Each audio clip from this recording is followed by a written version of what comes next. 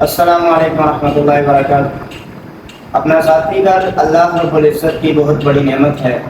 وہ لوگ جن کے پاس اپنا گھر نہیں ہے بڑے پریشان رہتے ہیں، اور آج کے اس گئے گزرے دور کے اندر جبکہ مہنگائی بڑی عروج پر ہے، جب وہ کسی کرائے کے مکان پہ رہتے ہیں، کام نہ ملنے کی وجہ سے مہینے بعد وہ کرایہ نہیں دے پاتے اور بڑی پریشانیوں کا سامنا ہوتا ہے ان کو۔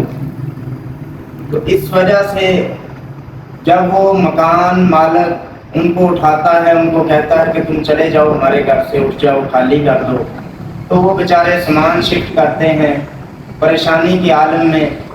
سامان بھی ان کا ٹوٹتا ہے، بگڑتا ہے، تو بڑے پریشان ہوتے ہیں وہ لوگ جن کے پاس اپنا ذاتی گھر نہیں ہوتا۔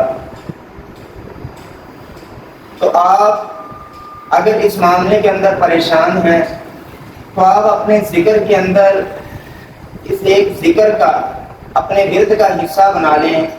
اس آیت کو جو سورہ مومنون کی آیت نمبر 29 ہے، رب انزلنی منزلا مبارکا وانت خیر المنزلین، اس آیت کو آپ 90 دن تک پڑھیں، صبح و شام۔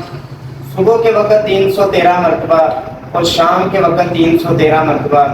اللہ تعالیٰ ایسے اسباب پیدا فرمائیں گے کہ اللہ تعالیٰ آپ کو اپنا ذاتی گھر نصیب فرما دیں گے۔ آپ پابندی کے ساتھ صبح 313 مرتبہ اور شام کو 313 مرتبہ اس آیت کو پڑھیں، رب انزلنی منزلا مبارکا وانت خیر المنزلین۔ اور اللہ تعالیٰ کے ہاں کوئی بھی مشکل نہیں ہے کہ اللہ تعالیٰ آپ کے ایسے اسباب پیدا فرمائیں گے، ایسی آپ کی مدد کریں گے کہ انشاءاللہ اللہ تعالیٰ آپ کو گھر کی شکل میں ایک چھت نصیب فرما دیں گے۔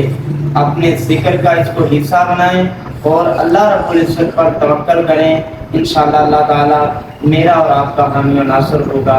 السلام علیکم ورحمۃ اللہ وبرکاتہ۔